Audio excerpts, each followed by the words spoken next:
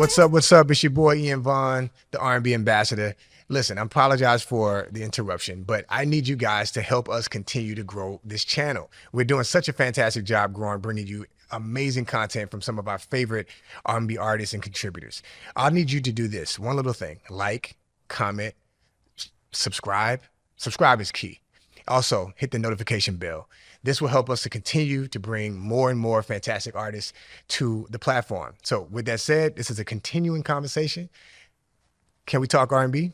Now back to the show. Yo, yo, yo, it's your boy Ian Vaughn. Welcome to another episode of the Can We Talk R&B podcast. And I have a bona fide R&B, not just R&B, just a music legend.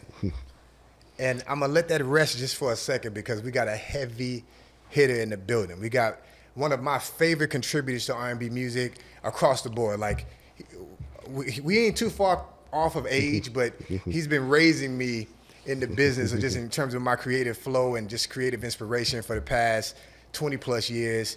I just want to give a big shout out. We're gonna, I guess, just do like a moment of silence for all the niggas that he done killed in terms of the making blazing music in the game. And I mean, just top of the food chain. We have the legendary Bryan-Michael Cox in the building. What's Appreciate good? it. What's up, man? What's up, brother? I'm good, man. I'm good. That was a great introduction. I need to bring you with me every time. Time to intro your boy. Come on, man. Come on. That's great, bro. Nah, man. And I feel like that for real. You know what I mean? Because I think about, we talk about our greatest inspirations in terms of producers and songwriters and just contributors. We think about the Quincy Jones. We think about the Jimmy Jams, the Terry Lewis. Yes, of course. And big shout out to those guys. Shout out to my man Tim Kelly and Bob. Like Tim and Bob. All of these guys are, my big bros, essentially. Fathers and people that I aspire to be like.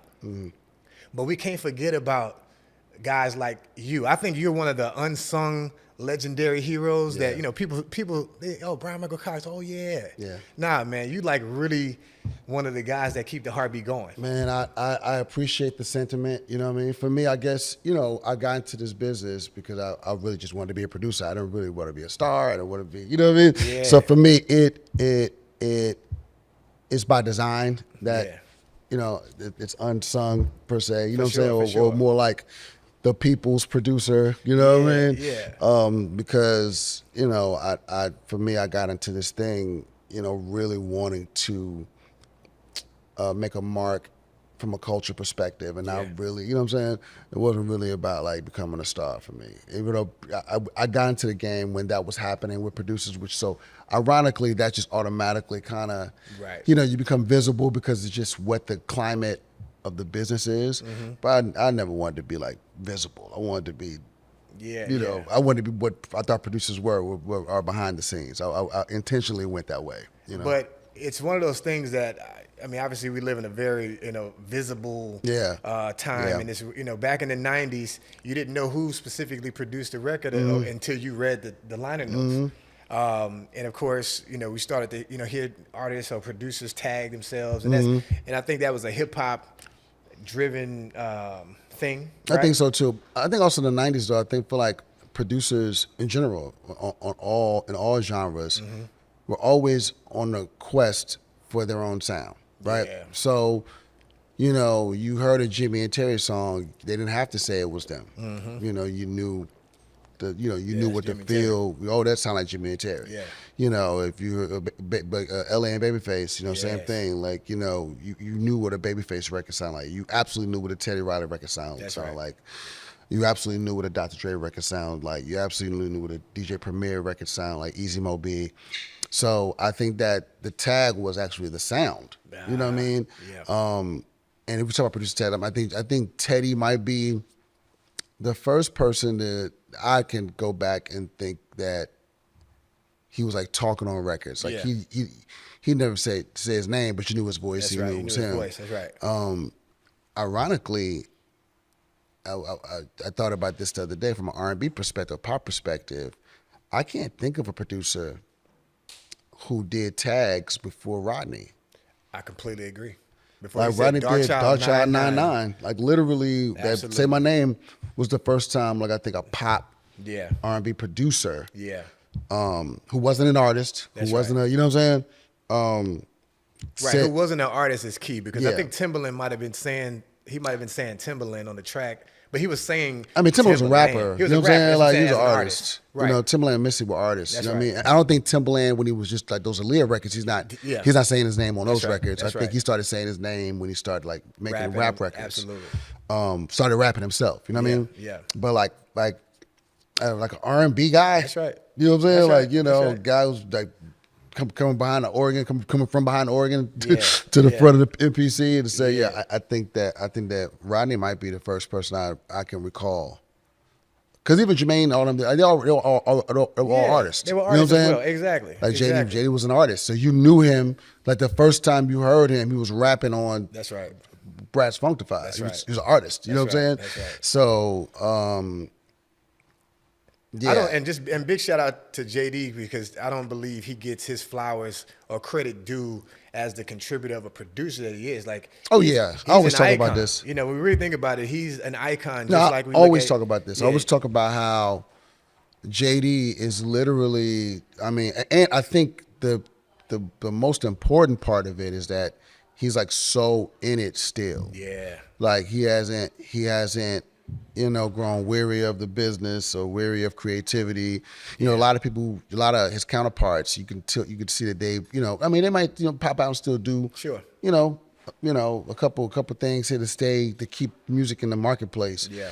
But at the rate that he's doing, like he's only focused on music. He's not focused on anything else. Like, no, he's not trying to, Yeah. he's not trying to sell no alcohol. Well, he got the vegan ice cream. He got the vegan ice cream. Vegan ice cream, but I feel you. Yeah, I feel he's doing, you. and that's like in alignment with his lifestyle. Absolutely, You know, he's doing things that's in alignment with his lifestyle. But for the most part, man, we are in the studio. No, You know what I mean? I'm on his Instagram, on yours as well. You guys are definitely working, and we're gonna get to all of the current, amazing things that you guys have been doing. But let's take it back to the beginning for people who haven't been really tapped in. I can tell you, I remember first hearing about Bryan-Michael Cox. Again, we're talking liner notes when I'm just reading. Yeah. And I was in a group called Us Three back in the day, and we used to do shows with everybody. So early Destiny's Child, early Jagged Edge. Yeah. And I remember there was a group called Ideal. Ideal, yeah. My guys from Houston. Get Gone. Yeah. And that was one of their records. And then I don't know what happened to them because that actually was a pretty good album. Just record company situations. They were, they're actually still a group. I mean, one of the members passed away recently. Oh, My man. boy said, God bless. But they had a couple hit records. They had a platinum album. Yeah. And just the Virgin Records. Just no disrespect to the new Virgin Records, but back in the day, it was a little bit of confusion going on with the transition from New Tribe to Virgin, from Virgin to EMI. Just was a lot going on, Gotcha. and I think they got caught up in the shuffle of that. And we actually did a second album. Oh, We wow. did a second album. I did like five or six songs for a second album. I felt like we had a follow-up hit, the whole nine, and just politics. They really became victims of the politics of the music business, of being So signed many to a artists label. get caught in the shuffle like that. And they were hit artists, so They were- so yeah, think they were about hit. That's right. think about the people who get signed and they get shelved. Like they were actually a hit group. Yeah. You know what I mean? Yeah. Everywhere they were everywhere. They records on the radio. They had number one records. Yeah. They had a record with RL that was crazy. That's You right. know what I'm saying? I do, yep, Like, that's right. But yeah, Ideal. My guys still to this day. I speak to them. Often. Gotcha. Big love to them. Yeah, I wasn't aware, that they were still active, but I remember we opened up for them a couple of times. And I remember reading the album. I was reading the single because they had the single. singles. And Bryan-Michael Cox, cool, okay. Producer, all right. So then I'm now asking people, oh, you heard of this guy, Bryan-Michael Cox? Turns out you're from Houston. Yeah. And being from Louisiana, obviously Houston is our next door neighbor. Yeah, that's our sister. And, We used to be with brothers. You know what I mean? and being a church kid as well, I grew up around all of the amazing musicians. Yeah. So everybody just knew who The everybody region, was. in the region, yeah, So for sure. talk about your upbringing in music, just I guess the formula of making you become the musician that you are and led you to Well, production. for me, it was, just, fate I look at, you look at the people that you actually meet in life, and how this person leads you to the next person, to the next person. And it was fate. So one of my, growing up, one of my best friends is a guy named Troy Clark. We grew up together, and Troy introduced me to, and I went to school. We also went to school with another friend of ours. His name is Laurie Mitchell, right? And in that relationship, I met a guy named Teron Mitchell. This is Laurie's older brother, right? So Teron Mitchell was in a group called Groove You back in the early 90s. It was signed to Atlantic. Okay. And they had a record called Old Becomes the New that was like a big, record locally. And I mean, it was pretty big nationwide, but locally it was crazy. And through that relationship, I met a guy named Greg Curtis. Greg Curtis, who is a legend at the crib, but at this point he was a legend. It's early 90s. At this point he's a legend. Yeah. He, played on I Won't Complain. That's him playing, keys on I Won't Complain. He wrote Just a Prayer Away for Yolanda Adams. Wow. At this point, he was literally like doing musical direction for the Tonys, Blackstreet, Keith Sweat. Like, he was really, really. I met him. He's known, right? Yeah, I met him in like 95. Wow. And then eventually, down the line, fast forward, he ended up, writing some really, really big records for Keisha Cole. He wrote Love, he wrote I Remember, produced, and that's way later though. Yeah. You know what I mean? So Greg took me under his wing. We met through a guy named Abby, who was the mutual managers, T and Greg's management. And Greg took me under his wing, and we all kind of started like he just was like very intrigued with how interested I was in being a producer specifically. Yeah. You know what I'm saying? Yeah. On top of that, I grew up in a neighborhood with all these kids. Everybody wanted to be, we went to church, so you grew up in a church. That's right. Then you grew up in a neighborhood with all these kids wanted to be, this is the era when there were kid groups everywhere. That's right. Everybody was trying to be a group. Yeah. And somewhere I landed at the high school for performing and visual arts, and in that setting, you meet everybody. It's the world at that point. Jason Moran went to my school. Chris Dave went to my school. Wow. Donnie Scantz. You know what I'm saying? Wow. It becomes like now. This is where the branches start branching off. Sure. So, and of course, then Beyonce and LaToya ended up coming to our school. You know what I'm saying? So this is how all these relationships kind of started. The genesis of these relationships. And a lot of people don't realize how Houston is such a musical town. Yeah. You know what I'm saying? Yeah, absolutely. Me growing up, I mean, obviously, our church and our youth choir and whatever, we used to always be going to Houston, singing at different churches, all the massive musicians. Yeah. But I spent a lot of time in Detroit.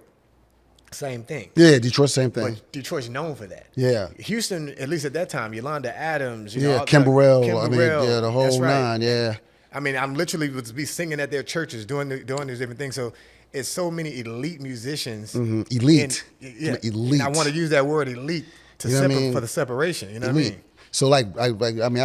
So the year before, I go to PVA, the high school visual arts, and I'm going into my 11th grade year, and then the summer before that, I meet Robert Glasper. Robert is we do this thing called a People's Workshop. This is where I initially met a lot of people. Where I initially met the Beyoncés, and at this thing called the People's Workshop.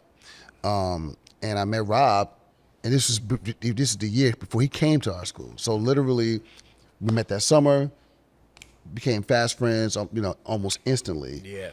And that's like literally the genesis of how, I started having an understanding of how relationships work, right? Mm-hmm. I look back and I'm like, really, it was just your network. Your network describes your net worth, right? That's right. So it's literally that's what happened. I just, fate and literally being at the right place at the right time in the right city. You know what I'm saying? Not too busy, like New York. In that time, I could only imagine New York because I hadn't been in New York. You know what I'm saying? Yeah. But if, I always felt like, man, if I was in New York, I would have been like, I would have, started early like Rodney, you know, this, that, and third, because you know Rodney was living in Jersey, so He's you could in just Jersey, go that's right right. over the bridge, you know. That's right. And go talk to labels, and his dad was, you know. Houston is a far cry at that point in the 90s, especially. That's right. Then from being in a place where you could just go into a record label and go, right. you know what I mean? But I look back on it, I was like, everybody's journey is their journey. Yeah. And because I grew up in that city at that time, I met those people in those moments. That's how you fast forward, you get to this place where you are Bryan-Michael Cox. So how'd you get to Houston, master musician, and you're learning production, but how'd you get from that to the music business for real, like to that first placement?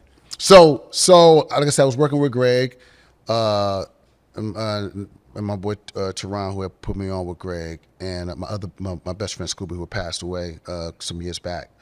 We were making demos, right? Houston making demos. Yeah. And I would just start sending demos. Like I would look on the back of the record label, the back of the CD, and see the record label address, and start sending demos. Yeah. And I'll never forget, I sent a demo to LaFace, and the A&R, her name was Candy Tooks. Okay. Right. Of course, down the line, I ended up meeting Candy Tooks and like building a really good relationship with her down the line. Yeah. This is before I came to Atlanta. Yeah. I sent her, and I was sending tapes to everybody. And Candy Tooks was the only person that actually responded to my like demo. Yeah. You know what I mean? Yeah. I mean, it was a rejection letter, but she responded, right? Yeah. And was like, you know, if you ever, you know, decide to, you know, make a move to Atlanta or whatever, you know, like basically, you know, look us up, like, you know, whatever. And at that time, Atlanta wasn't even really a thought, right? I mean, what happened was Greg had got an opportunity, and he was moving to Los Angeles, packing up his family, moving to LA. And I just recently graduated high school when this had happened. And I was like trying to figure my life out, like what I was gonna do. Like, okay, I mean, I was in college, but I was working at Guitar Center. I was, you know, just teenage, teenage shit. You know what I mean? Yeah. And I was trying to figure out what I was gonna do. And him and his wife invited me to move to LA with them, but I couldn't wrap my mind around it because I didn't, you know, he had a family, you know, and I was already kind of like, you know, he had 3 kids. I was already kind of like the fourth kid, you know what I'm saying? Like, even though, you know what I'm saying? I was older, He but adopted you to. Yeah, I just felt like I don't want to be a burden on Greg and his wife at this point. They have 3 children, you know, and they're moving to a new city, and I didn't want to be that, you know, I didn't want him to feel like he had to be responsible to finish raising me. You know what I'm saying? When I felt like I was, you know, I needed to be a man and kind of trek out on my own. You know what I'm saying? So I didn't go to LA, and then what happened was the girl I was dating at the time, who I was madly in love with, and she told me to stop saying her name, so I'm not going to say her name. But she got a husband now. No. She's in a business where they don't really know like her age. So if I keep saying her name, they keep, you know what I mean? Gotcha. It's really silly. Gotcha. But you know, she's still a dear friend to this day. It's nothing crazy. But I was madly in love with her, and she was graduating.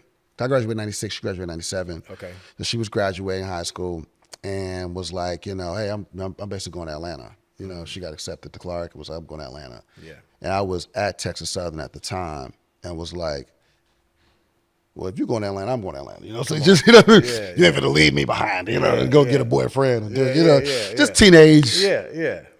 But I felt like Atlanta, when she said it, something rung off. Like, Atlanta might be the place because I was really intimidated by New York. New York really, actually, I was afraid of New York. You know what I mean? I was going to suck it up and figure it out. Sure. You know, because New York was my first choice, but I was, to be honest, I was afraid of New York. I didn't know what to expect. Yeah. You know, I couldn't even wrap my mind around what New York could be. And LA just seemed like if I go to LA, I'm going to end up at Greg's house, and I'm going to end up sleeping on his couch. I'm end up doing exactly what I been doing. said. No, what I said I didn't want to do. I didn't want to be a burden to him and Lisa. You know what I'm saying? So I said, all right. I mean, Atlanta, it is what it is. But how I'm going to get to Atlanta, right?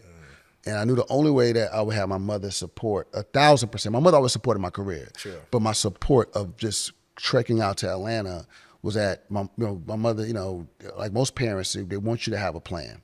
They want you to have, plan A, plan B, plan. That's what I mean? That's right. And in our family, education was always a top thing. Priority, so I sure. couldn't go to Atlanta without some type of base saying, okay, yo, I'm gonna finish school. I'm gonna go to school. Yeah. I'm gonna do this too. Yeah. I'm actually going to do this. Yeah. But I'm gonna go to school. And I think that when she saw how proactive I was with getting accepted to Clark and like really, you know what I'm saying? Like I did all this stuff on my own, you know what I'm saying? Yeah. And I think that she saw that and was like, okay, you have my support on this. And she drove me up to Atlanta, and we found a place and all kinds of things. And and she was there for like 3 or 4 days, her and my Auntie Dodie, and then they left me up there. I was literally on your own. Well, what happened was too, it felt like that at first, but then like when I was trying to get housing, I mean, how college is a disaster, right? Yeah.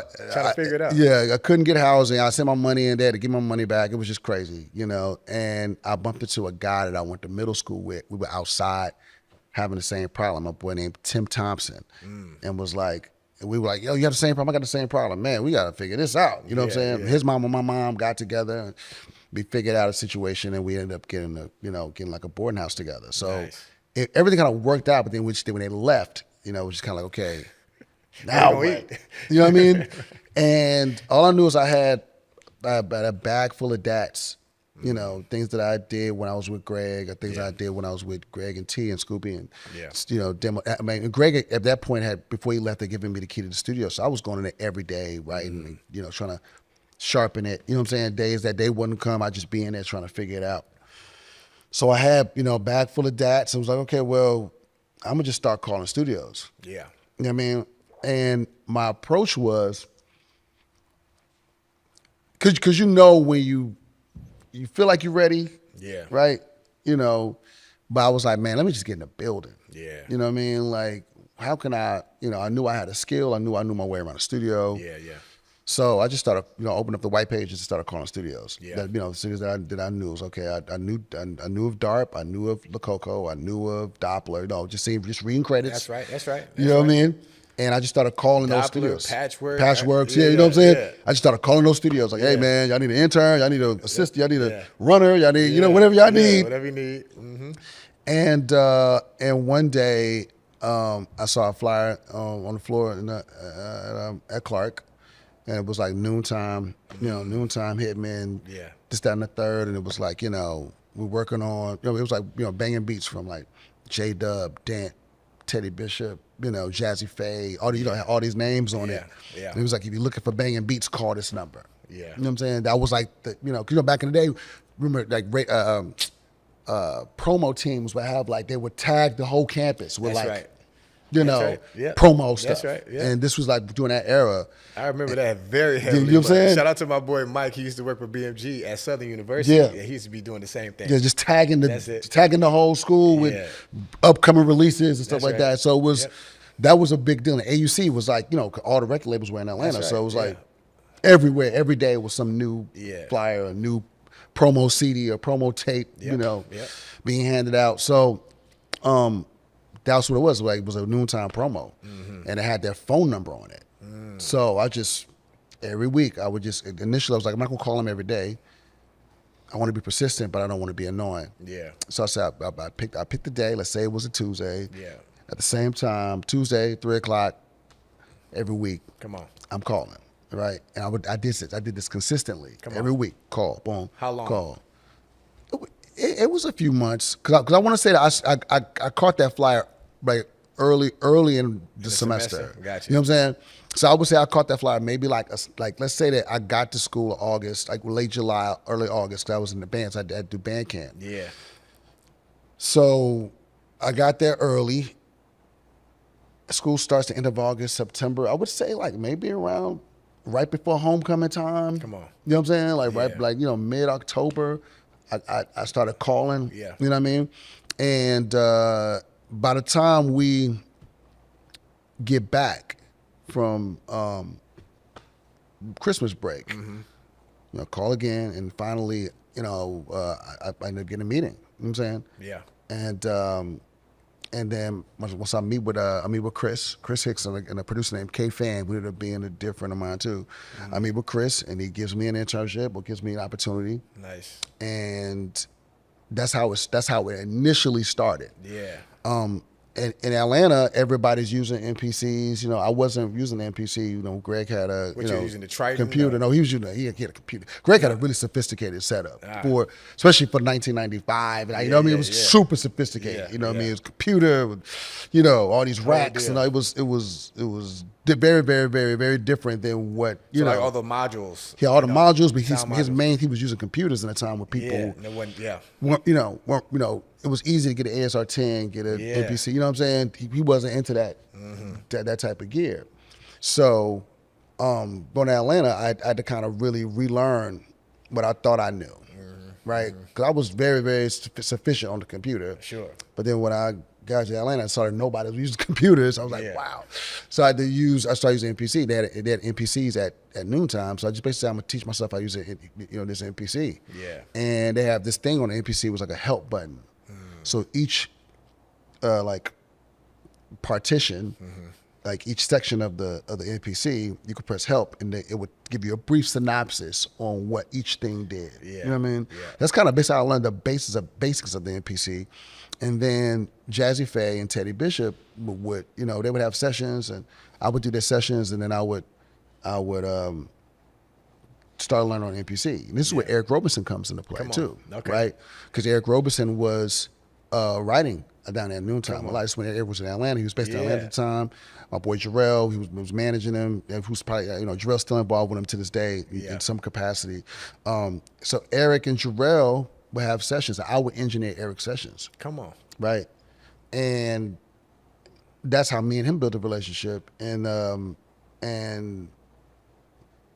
literally between Eric, Jazzy, and Teddy Bishop, people just started talking about me.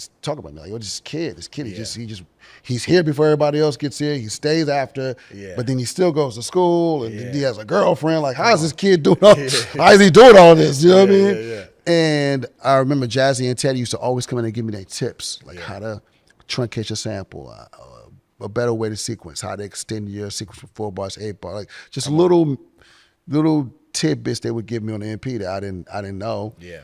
And how to sample an MP, just everything. And eventually, Noonie, one of the partners, one of the principal partners of Noontime, he paged me one day and was like, "Hey, man, I want to sign you." Come on. You know what I mean? And it was like, I haven't heard none of your music. I don't know nothing about nothing. Yeah. It's just everybody is talking about how diligent you are and how really, you know what I'm saying? Like you really, really want to. So talk about the importance of that. Like just being consistent and showing up. Yeah. And, and actually doing your job excellently. Also, too, leveraging yourself, too. Because what happened was, they were paying me initially, right? When I started doing like assistant engineering and running, I was getting paid like $100 a session or $80 a session. For a college kid, that's especially back in the day. You know what I'm saying? Yeah, you're straight. Right. So it was a week. It was $100 a week. That's what it was. Like $100 was like that. So I'd saved a little bit of money, right? And I remember going to Noonie. I mean, all I mean at that point is hot dogs, you know what I'm saying? Ramen noodles, you know what I mean? So, food is not, the expense is not crazy. I could eat. And then I had a meal plan at school, so I could eat. You know what I'm saying? And I remember I went to Noon. It was like, yo, man, you ain't got to pay me no more. You know what I'm saying? I got enough money saved up. I'm okay. So I just want all access to the studio. Like I want the keys. I want the security code. I just want to be able to come and go. And work, yeah. Well, as I please in the studio. Yeah. And he was like, I don't have to pay you no more. He go the keys right there, you know what I mean? And he gave me a extra set of keys, and gave me a security code. Now then I was off to the races. Like, as far as I wanted to learn every aspect of the studio. You know what I'm saying? Of that studio specifically. Sure. And that's when the talk kind of, started going around. Like, yo, this kid really wants it. I've never seen it. It was like, yo, this kid is hungry. Yeah. You know what I mean? And Jazzy said something to him like, yo, Jazzy was the one that actually said it. Like, you need to get this kid because he's developing very, very fast. Yeah. And one thing was that they didn't know that because I had the past learning from Greg. So that wasn't something I exposed to them. Sure. You know what I mean? So all I needed was just to learn the equipment inside of that So space. they had never heard you play or nothing well, like they that? knew that I played. You know what I'm saying? But Gotcha. playing is That's different one than thing. producing. Absolutely. You know what I mean? Talk about that. Talk about that. Playing is different than producing. You know, Yeah. you could be a dope player, but can you produce? And I think that's the thing. Like, But just to stay there for a second, because I know we have a lot of producers or up and coming producers that watch the show. Yeah. To talk about that, and I say things like that, and I go into it, but hearing you say it, you can go to any. We're in New Orleans right now. We Yeah. can go to any block, and it's a high level, masterful musician, high level that can play pretty much anything, whether it's theory or by ear. The separation of that to production one way is to be able to simplify that for production to a song, whether it's repetitive, whether it's not, or whatever, but that can keep someone's attention. Yeah. Can you talk about that? So the thing about it is you have to know that there is a science to it. Yeah. You know what I mean? There's a science to producing. Yeah. There's even a science to songwriting. Come on. I think that a lot of times people don't want to talk about it, but there's a science to songwriting also, especially writing hit records. Come on. You know what I mean? So that's the thing. You could go from being, a musician, a masterful musician, right? And just know all the things. Yeah. What you have to do now when you want to become a producer is you have to apply those things that you learn in a way that's digestible for the listener. Come on. A lot of times we overestimate the listener. You know what I mean? The average person doesn't care about those 11 arpeggios and all. Those, you know what I mean? They don't care. You know what I mean? Yeah. They can't even hear it. The average person can't even hear it. You know what I'm saying? Yeah. But so it's our duty to find a way to inject that kind of level of musicianship into these songs where they feel it. Yeah. And feeling it is very different than hearing it, right? 100%. So if you are, you just got to find a way to just. I'm not going to say downsize your sound, but just you have to find a way to fit those things in. You can't fit everything in. Yeah. So you take a person like Quincy. We talk about Quincy Jones a lot. Now he's the Godfather. the tippy top of what a producer is. You know what I mean? His education level of music is beyond. Yeah. It's ridiculous. Yeah. It's absolutely ridiculous. Yeah. What he knows, what he, what he did, what he knew, like it's just ridiculous. Yeah, rest in peace to the guy. Right. One thing about Quincy's for sure, and again, he's charting all of this stuff Mm-hmm. in each, in theory. So it's like it's not just he just, writing this stuff out. Okay, boom. He's charting out all the different instruments. Yes. On both treble clef and bass clef and across the board. Yeah. But for him being an orchestrator and him working with the likes of Frank Sinatra, right? Yeah. Right. So peep this: if a person could look at a piece of music, right, and say, "Hey, man, it's too dense," who uses that terminology for Sinatra to say, "Hey, man, this music is too dense." Yeah. You know what I mean? Yeah. And for Q to say, "All right, let's go back to the drawing board." Yeah. This is not sitting in front of a piano. This is just looking at sheet music and saying, where is it dense at? That's right. Okay, let me open up Come space. on. And that's That right there Yeah. is the key to producing. Yeah. Creating space. Come on. You know what I'm saying? Creating space for the song to live, creating space for instruments to live, and creating space for the artist to thrive. Come on. Right? Because you ever heard the term overproducing? Of course. Okay. So a lot of times when people overproduce, you're trying to compensate for something that you think is lacking, whether it's the song, whether it's the artist, maybe the vocal is not, you know what I mean? And you think about some of the best or some of the biggest records that's been created, right? Yeah. We'll take one, for example, we'll take You Got It Bad, right? Come on. You Got It Bad. Now, this is another lesson I learned from JD about producing and about songwriting also too. You Got It Bad has 7 sounds in it. There are no harmonies. It's literally Usher's vocals sitting on top of these 7 or 8 sounds, but it's what we did with the 7 or 8 sounds. Come on. You know what I'm saying? Yeah. It's what we did melodically with the words of the song and the tonality of his voice. Yeah.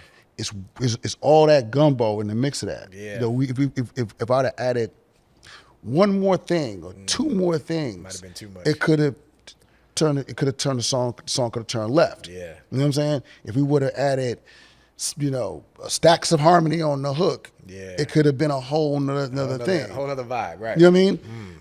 But just for what that record is, it was, how do you perfect simple?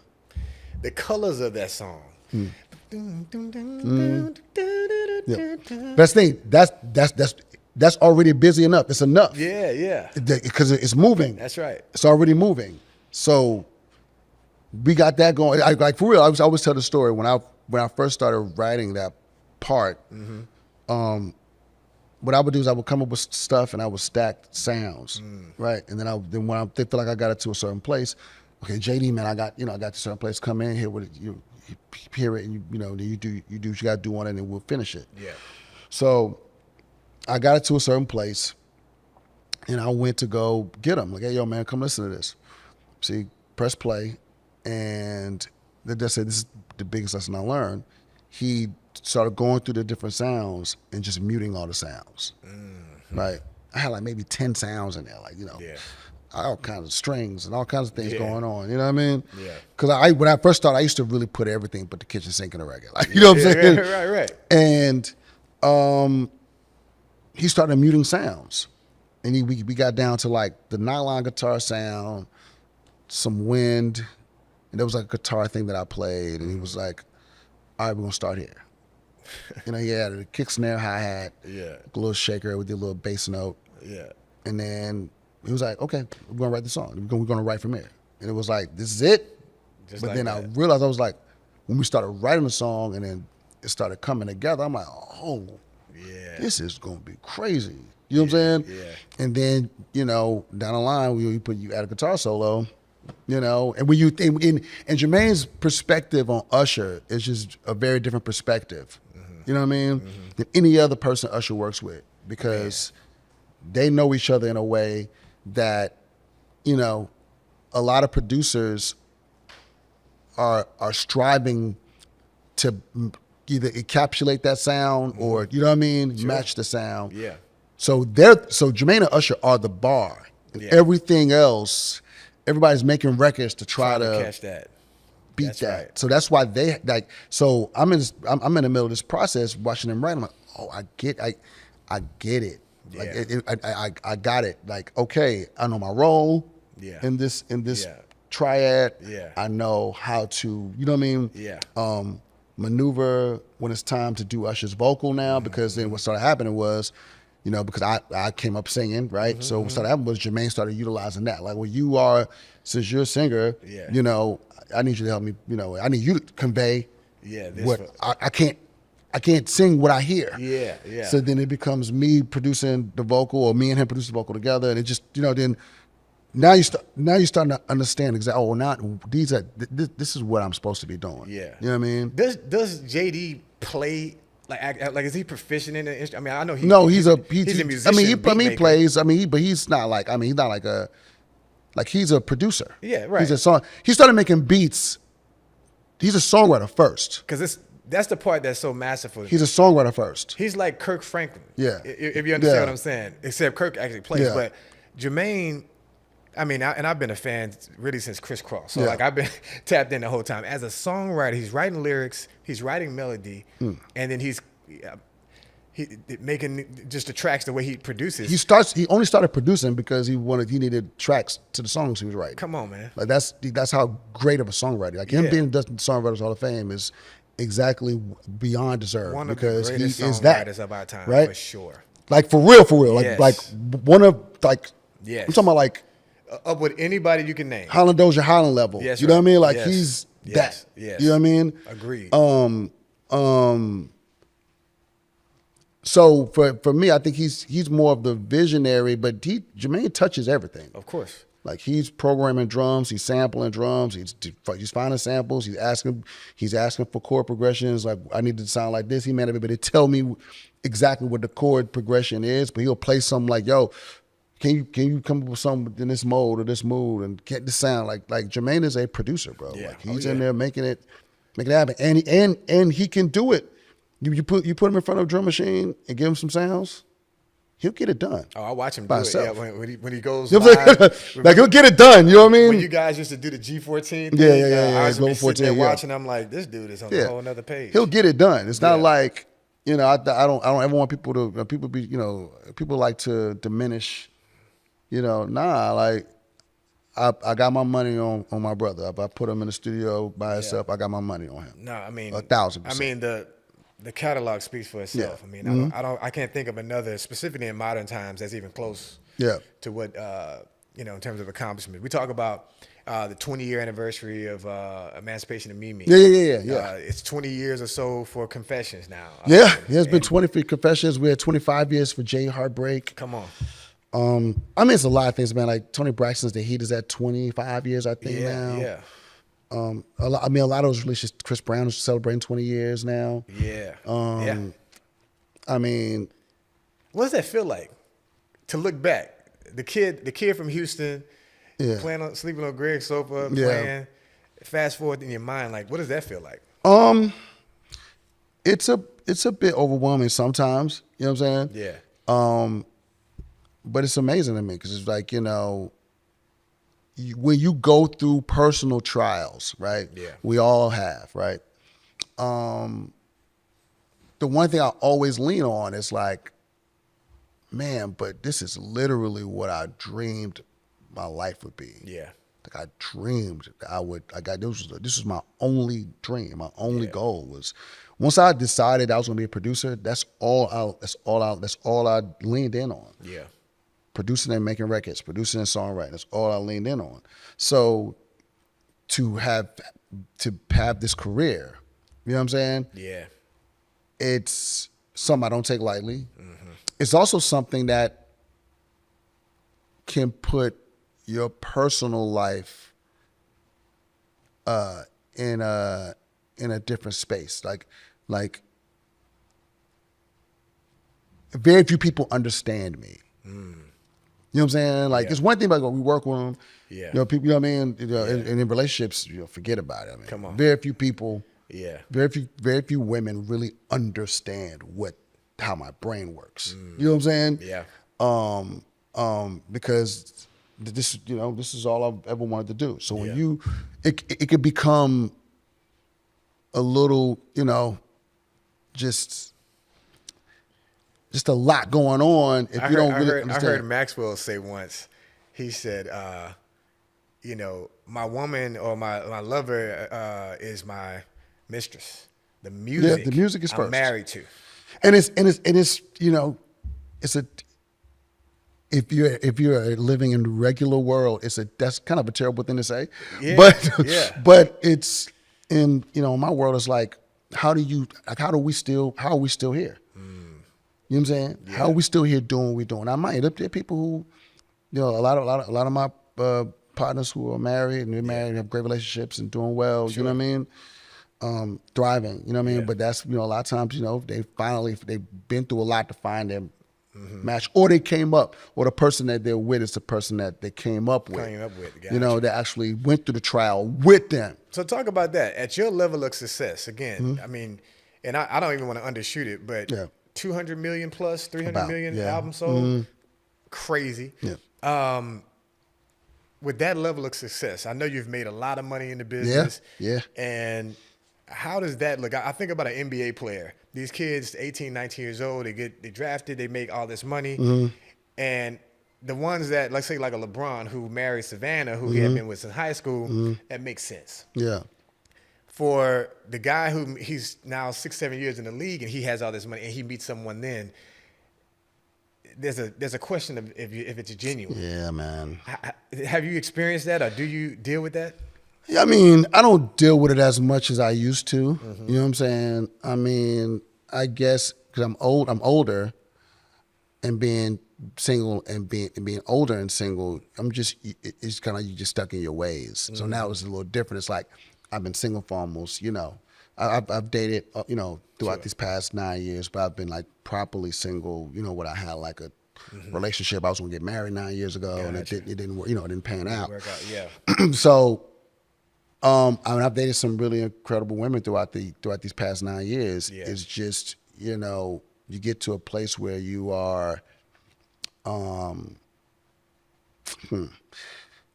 when you finally get back on your feet. Yeah. Because when the 9 years ago happened, it just totally took me out. It took me out. I was depressed. My finances started going crazy. Come on. It was just a lot that happened. And then back to back to back. My Auntie Jackie passed away. My dad passed. There was just a lot that happened that year. Gotcha. That kind of took me off my note, right? And then you got to fight back. You got to grind back. And the music business had kind of forsaken us. You know what I'm saying? So, it was kind of like R&B wasn't like the top. R&B was kind of had fallen off, to a degree. That's right. Or the R&B, that type of R&B that we were making. Love. You know what I'm saying? Right. That became, out of style. Yeah. And trap music was in style, and EDM was running. Trap rap and EDM was running. That's right. The business. So people like myself and people like, people who want to play this, make this authentic, whatever we, I don't want to say authentic. We don't want to call it traditional R&B, but just that style, right? Yeah, the style of R&B. We were kind of like put on the bench, you know what I mean? And if you hadn't either adjusted and started making what was, popular at the moment, that's right. Or if you hadn't really, got taking care of your finances, we caught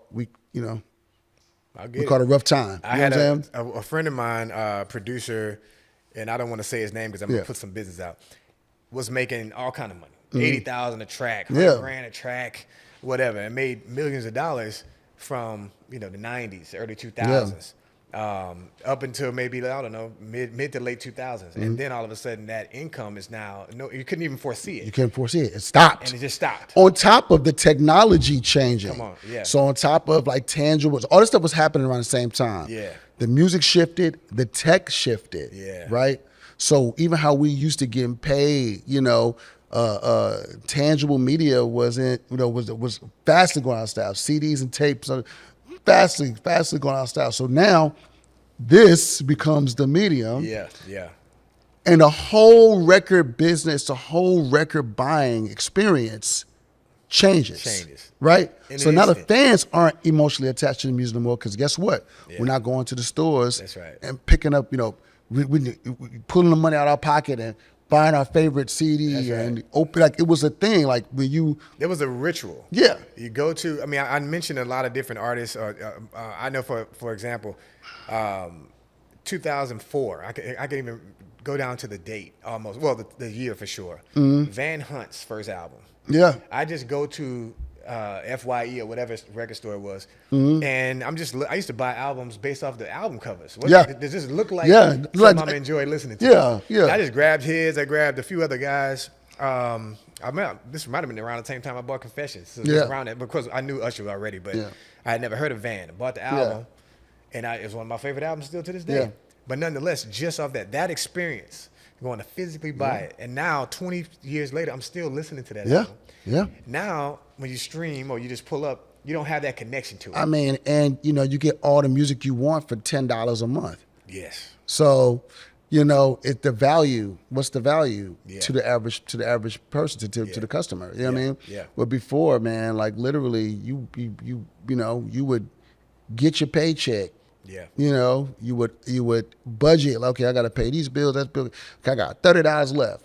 Yeah. I'm going to Sam Goody or going to wherever. You know what I mean? Yeah. FYE or whatever, or it's Tower Records. Yep. And it's a trip. It's like you're going to Tower Records, you're browsing, perusing Like the a store. library, yeah. You know, it was literally an experience. Yeah, all when the colors. Yeah. It's like, And you might go venture off into the classical section and to the, you know, just because you're in the store. Yeah. You know what I mean? Yeah.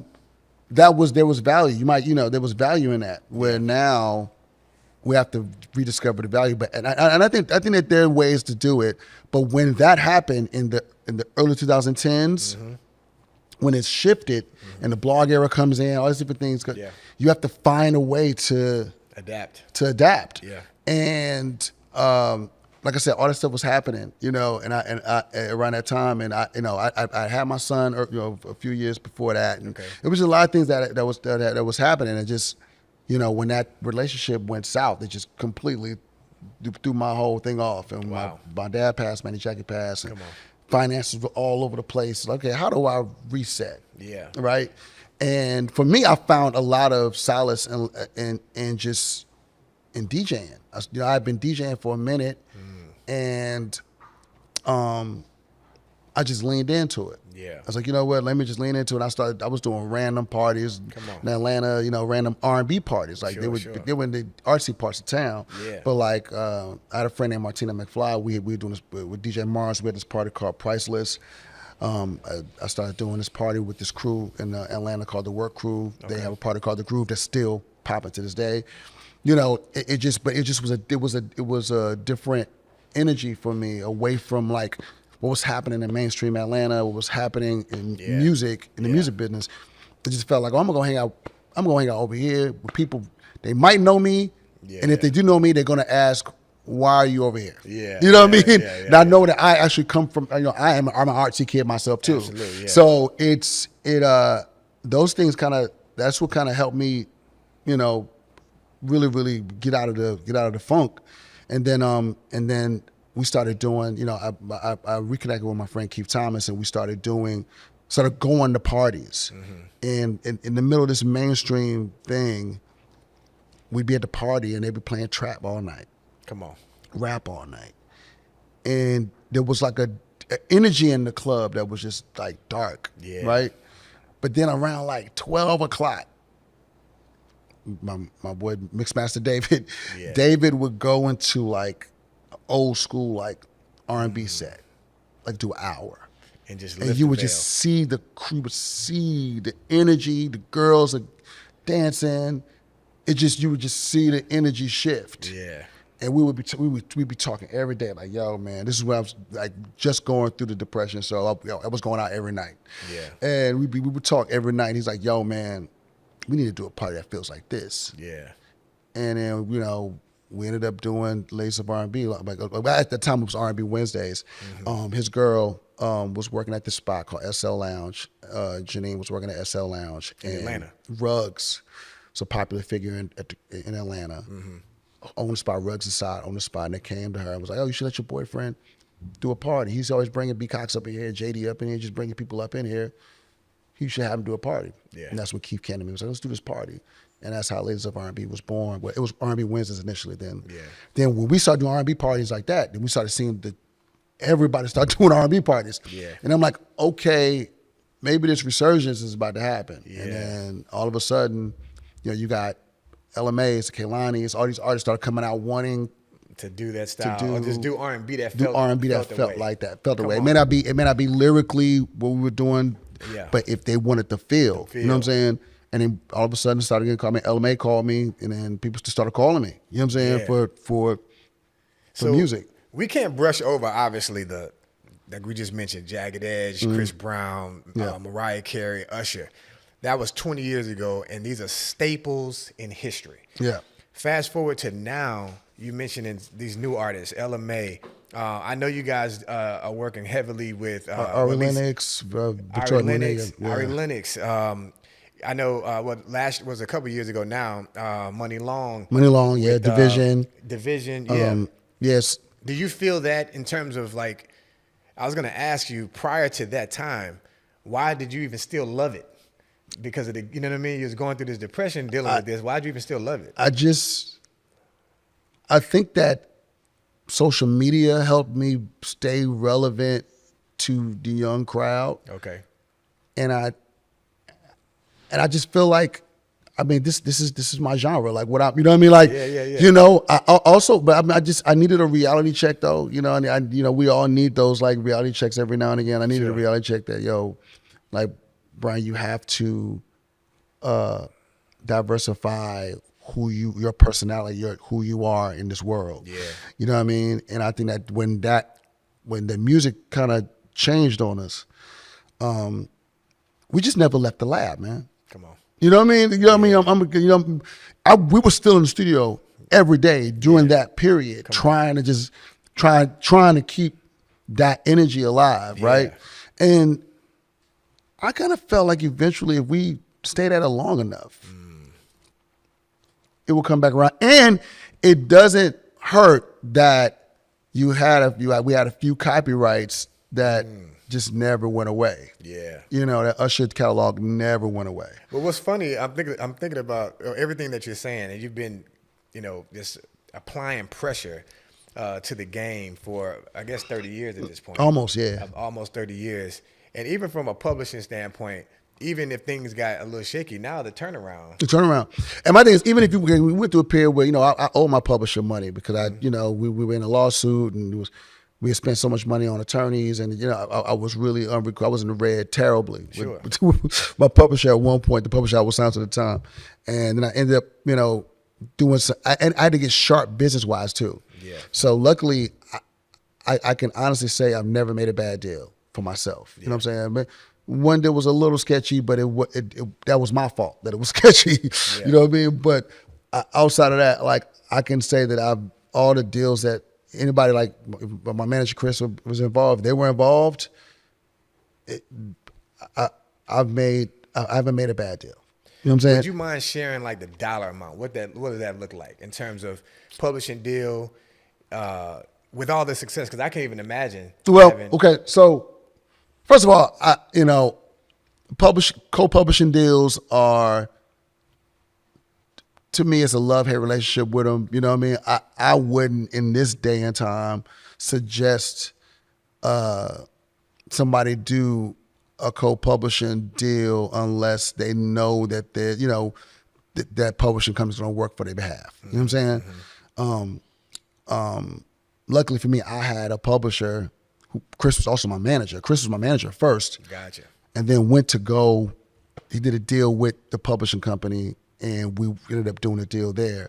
So he had every incentive. It was like the perfect conflict of interest. You know what I'm saying? Because he had every incentive to put my records at the top of the list, or put the records of the people he was rocking with at the top of the list. Sure. So we had opportunities, especially when he was in that seat at Warner Chappell. Yeah. He would, he knew I'm gonna put my guys in. And he knew that we would deliver, so we had to deliver also. If we didn't deliver, then you gotta show up. You know what I'm saying? We had to deliver also. You know what I'm saying? Right. But when I say good deals, make sure that you're getting, reversion, in your contract. Make sure you're getting, they're not adding an extra admin fee on top of the 50% of the publishing they're going to own if you do a co-publishing deal. Make sure it's 50-50. Yeah. Also understand that you get paid two ways. There's a writer share, there's a publisher share. When you do a publishing deal, they're only supposed to get 50% of the publisher share. Yeah. So that means that you still own the other 50% and you still own your writers. They're never supposed to get your writer's side. You know what I'm saying? Yeah. Understanding your PRO, how much are they paying you on a dollar with ASCAP, BMI, CSAC. Mm-hmm. knowing the difference between all the deals. There's publishing deals, co-publishing deals, and admin deals. Publishing deals, like I said, you get paid twice. You get paid on two sides of the songwriters, a writer and a publisher. A publishing deal, that means they take 100% of your publishing. Yep. A co-publishing deal is where they take 50%. That's the deal that if you're going to do one, you want to do that. One. You know what I'm saying? You don't want to give never give 100% of nothing. Yeah. And then there's what you call admin deals. So admin deals are you pay a publishing company a fee, whether it's 10, 15, 20%. Sometimes they go up to 25. Yeah. But it's just a fee. They don't own it. And you pay them to go collect. That's the thing about a publisher. Most people will need a publisher at some point if you start making hit records, because they have to collect the money. Who's going to collect it? You can't go collect your money. You don't know who works you don't know how to in Istanbul or in Turkey or in Egypt. Like, you can't. You know what I'm saying? You got to have people to go in those territories and go get that money. That's right. So, admin deals are something that I would suggest, but ain't no real money in it. You gotta have relationships. Yeah. You gotta, the only thing that they're required to do when we do admin deal is collect. You know what I'm saying? Yeah. So those are the three different types of deals. But I would say I never made a bad deal because I never gave up anything. I never gave up, like, I never signed something I didn't know I was signing, and I never gave up, like, what I didn't want to give up. Yeah. You know what I'm saying? Yeah. And then whatever I did give up, I got paid for it. I think about there's a lot of guys that I've had conversations with that have recently sold their publishing deals. That's happening a lot. Not the deal, but so the sold catalog. Publishing their catalog. Yeah. That's happening. Or a portion of it or whatever. Yeah, it's happening a lot. Is that something that you ever considered or? No. At this stage of the game, I did a partial sale to get out of a bad deal that I was in, but it was very, very minimal. Yeah, it was just enough. We did a synopsis. It was just enough for me to pay them back and get me out of that deal. Right. And where I'm at now is that I'm collecting on 3 catalogs, and in my new catalog is it's just admin deal. So my new catalog is like an 80, 85, 15 or 90, 10, something like that. Nice. And we just I have a greiter understanding of publishing in general. You know what I'm saying? And what How my long did it take are. you to learn that lesson? I've learned over the years. Right. I would say every deal that I did, I would learn something new. Gotcha. But I would say in these recent years, especially with everybody acquiring and buying publishing and buying catalogs, I really had to like, okay, let me really dig and learn, really learn why. Like, why is everybody, why all of a sudden everybody want to buy these catalogs up? And they're paying like 20%. They're paying a multiple of 20, a multiple of 25. Like, That's right. What's happening right now? You know what I'm saying? So I used to go to, I'm in the 2000s, just being a student of the game. I used to go to like the ASCAP or BMI, these conferences they would be having, or different. They still have them. Yeah. And I learned a lot about publishing at that time. And I feel like, I don't know if the rules have changed, but a lot of things have adjusted and adapted. So to fast forward to now, streaming is different than how radio paid and all these different things. And even so many independent artists now don't have a budget to push for radio, so they blow up streaming.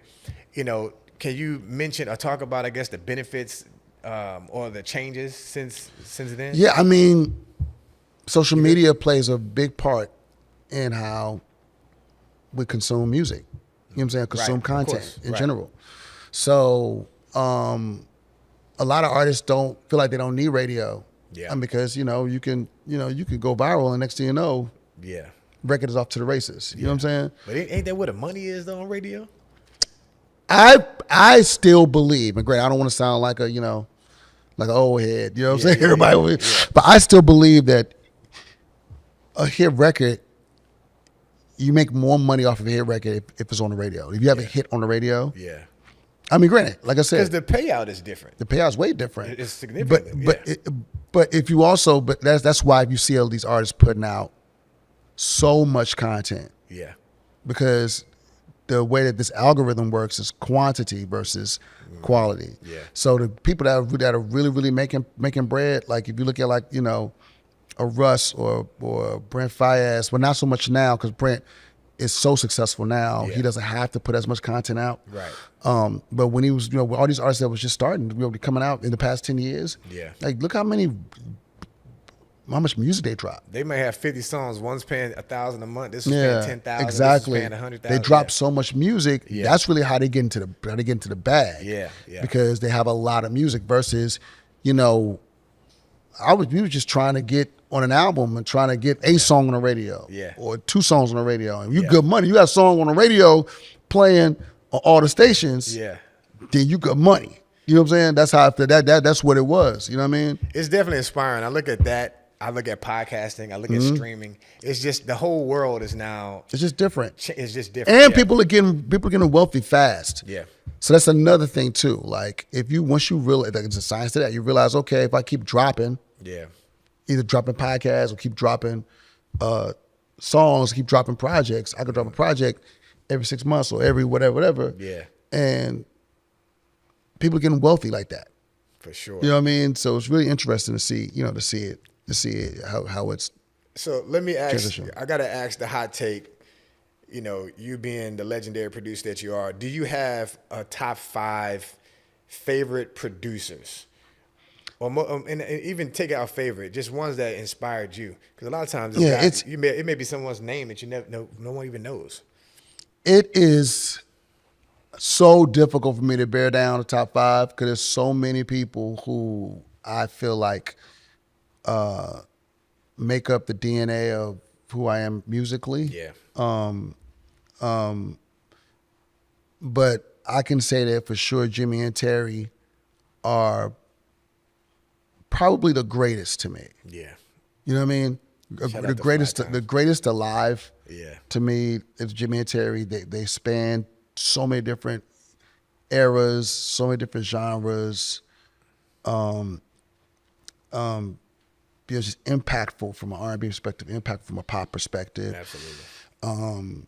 And if you talk to anybody who came after them, if you talk to Ellie and Kenny, they'll tell you they was trying to be like Jimmy and Terry. Yeah. You talk to Teddy, Teddy Riley, he'll tell you that Jimmy and Terry were, you know what I mean? That's right. But a big influence on him. So for me, if I had to say, for me, Jimmy and Terry they're the greatest to me. I think the reason why I produce records is because of Teddy Riley, and Teddy Riley is the most influential to me. Come on. He had his own genre. Yeah. Music. Yeah. You know what I'm saying? Like that can never be taken away. He's like the most influential in my world. You know what I'm saying? Yeah. And I think that the most savvy and most, the pop sensibility of R&B music, who they took R&B music and made it. I mean, he called it black pop for a minute. LA and Babyface, they created music that was clean. You know what I mean? The sound was pristine. It was, you know what I mean? Beautiful songs Big on top of songs. these. You know what I mean? Yeah. Babyface, like to me, LA and Kenny are like the black Lennon McCartney. Come on. You know what I mean? Yeah. Better. But then you can go further back. You can go to Maurice White, who I think is a fun, like people don't talk about his production enough. Yeah. Kashif, who I think is a phenomenal. Come on. You don't get Teddy Riley without Kashif. You don't. David Foster. Yes. Who I think is like, him and Quincy are like, Yeah. I mean, Quincy's his mentor. Yeah. But their trajectory musically and where they are, as sonically producers, like they're neck and neck. Like them big Chicago records, those big, you know what I mean? Celine Dion, Whitney Houston. Yeah. David Foster's really David that Foster's guy. one of my all-time favorites. You know what I mean? Sure. He's really that guy. Then you push towards like my era when coming up. You have a Devontae Swing. There's no way you could even have the conversation without Devontae. Not at all. You know what I mean? Yes.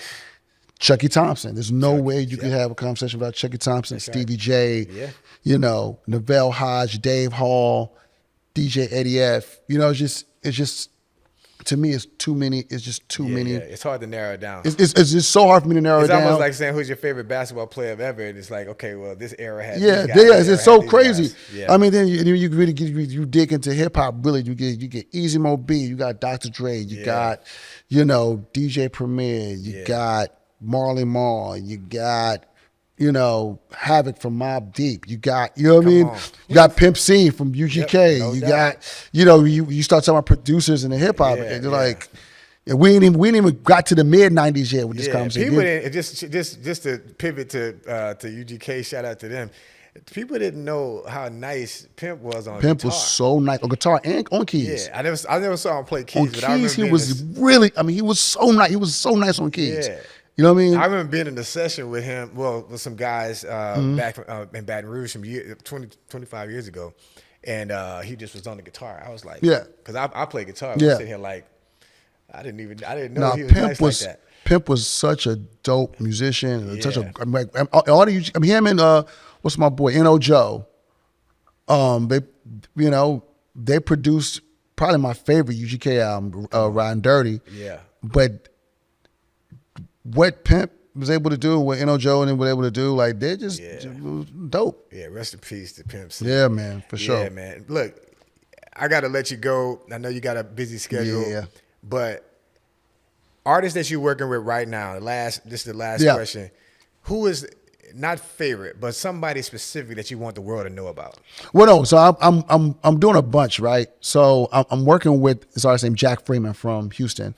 We put out a project called Nina a little over a year ago, and we still working. We're really going about it a very traditional way because I feel like this kind of music, he has to touch the people. Come on. It's not a viral thing. It's a thing that's gonna stick and stay. Yeah. So we have a new single out called MVP.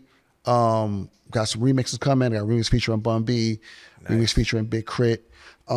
Shout out to Jack Freeman. Hey Jack, can we talk R&B? Absolutely, we're gonna get him on here. You know what I'm saying? Yeah. So I'm super excited. It entered the adult R&B charts a couple weeks ago. So he's we're doing well. You know what I mean? Radio's picking it up. They doing their thing with it. And Jack has been moving around on the radar. He's doing all the podcasts. I've all heard the of him. Yeah, I think my team sent some stuff on. Yeah. So he's somebody who I think is extremely talented. He has a lot to offer, and I think he represents the city, of Houston very well. Nice. And I think he's just I think he's dope. And then people really like him. So I just want to continue to build that up. Jermaine just signed Division, so we're doing Division's album. And those are really the two main things I definitely want to get with Division. Like that their collective is. Yep. They're applying pressure. Yeah. All you guys is what you guys are doing. Look, B. Cox, thank you so much for making the time talking R&B with us. Yes, sir. Look, and as always, this is a continued conversation. So, man, we had B. Cox in the building. Yes, man. sir. Y'all stop playing with me, man. Y'all stop playing with me. Bless. Can we talk?